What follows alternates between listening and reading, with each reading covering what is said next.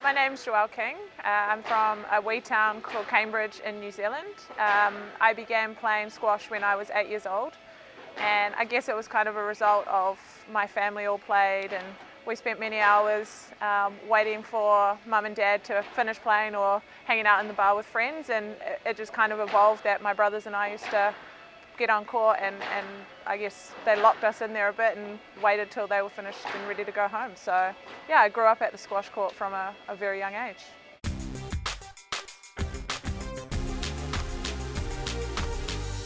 I'm an 80s baby. I was born in 88, and squash was a hugely popular sport in New Zealand.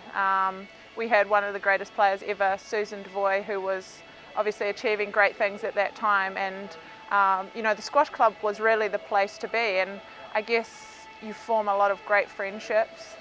For me, I still have a lot of friends that I started way back as an 8-year-old on court playing with, that I still always go back to those local tournaments to see and keep in touch with. So I think one of the greatest things that I would ever take away from the sport is the friendships I've made, and I think that's what makes it so fun.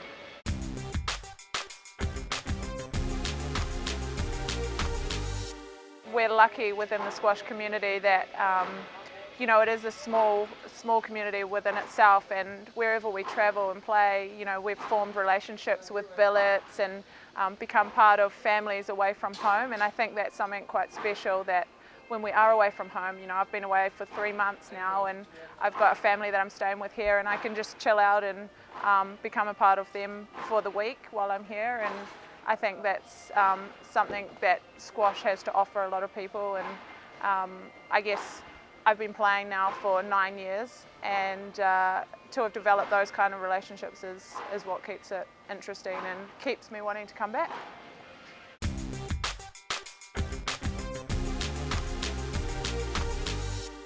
I guess I'm competitive by nature. I love competing. I think after having my injury and coming back, I actually enjoy competing even more. I want to play against the best players when they're playing well, and tracking against how I'm going. I guess yesterday, I played against Reneem, and we've played each other since we were juniors. I think the first time we played, we were like 15 years old, and here we are 13 years later at 28, still competing against each other. So I think it's the competitive nature. I guess as well, with things changing in the sport, I've had to change my game at 26 years old. I've had to adapt and bring a whole new side of my game out on court, and I think that's quite exciting to see it starting to evolve, and I'm starting to play some of the best squash, I think, of my career. So that's what keeps me motivated, is just always trying to improve even as you get older.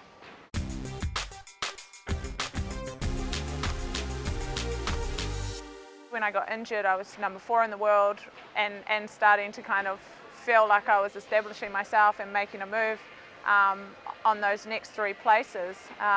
So it was obviously a huge blow to have such a major injury. I think talking to people before I even got injured that have had major injuries themselves, they all said it was kind of one of the best things that happened to them, and I didn't really understand that at the time until it happened to me. And I truly believe that everything happens for a reason. Obviously, you can't change what's happened, and you've got to move forward. And having good support around me, I think, really helped me to progress through the injury. It was tough to sit back and watch everyone else competing and doing all those things, but I think just to also live quite a normal life for about 9 months and be at home and be a wife and be in a normal routine actually helped me to grow and come back to the sport with even more to offer. I think it helped me just to have a fresh perspective, probably relax a lot more, and just play with a real pure passion of playing because I love what I do, not focusing so much on the winning or losing of a game or whatever, because there's so much more to life than that. So in a weird way, that has helped me to come back as a better player, I believe. Yeah, there was obviously good times, bad times, frustrating times, and probably one of the most frustrating times was coming back. It was very exciting at the start because my ranking had dropped so much, so every game was kind of exciting. Oh, I played well, I won that match, I beat that person, whatever. And then I got to a stage where all of a sudden I was back, say 11, 12 in the world, and the pressure's back on that people are expecting me to actually start winning matches again. And that was probably the hardest period, maybe 6 to 8 months ago, where I was really seriously thinking, am I ever going to get back to where I was? And once again, I think it comes back to the people that I'm surrounded by that just kept the faith and kept helping me to stay strong and just believe that I would get back there. And now the last probably 6 weeks, I've had some really good, obviously not wins, but tracking in the right direction and really feeling like my game's starting to come together. So yeah, it's been a long 2 years, long road, but I've actually enjoyed most of it.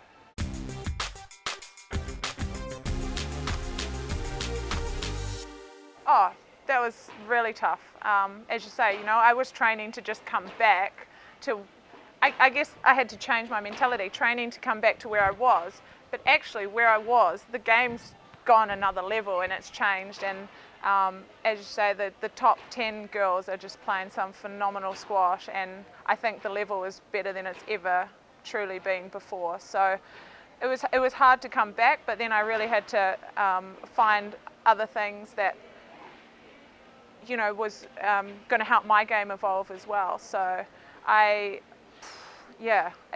took a lot of watching and trying to learn from what the other girls were doing, and a lot of work just had to go into my game to adjusting to the new tin. But it's exciting. I think the game is in the best place it's been, truly, with the likes of Shabini and a lot of contrasting styles that are happening out there. So yeah, we'll see.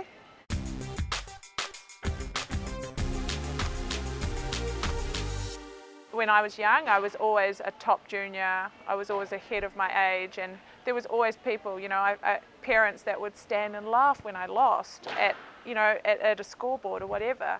And I was just lucky that my parents just were always there to pick me back up. So I would say, yeah, a huge thing is just surrounding yourself with the right people, and just having belief in yourself. If you believe you can do it. It's amazing what your mind can make your body and everything else do. So yeah, I guess the biggest message would be surrounding yourself with good people.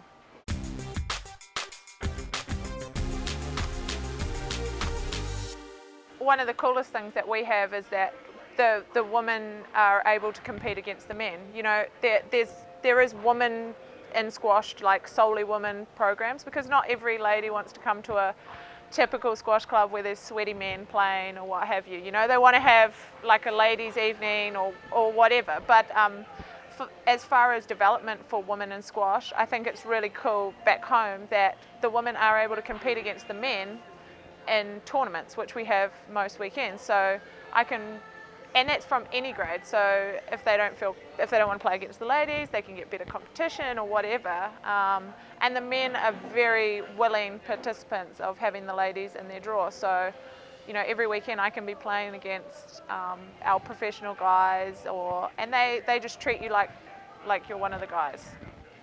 And I think that's helped to develop a lot of our top women, and probably one of the reasons we've had so much success in the women's game.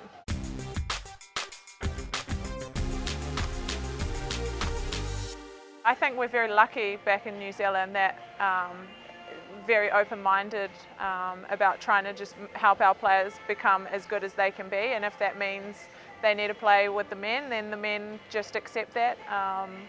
They always try a little harder, of course, when they're playing a woman, but yeah, I've always felt that there's been a lot of support as a female player to try and reach your full potential, and any way they can make that happen or support us, they do. So it's really great.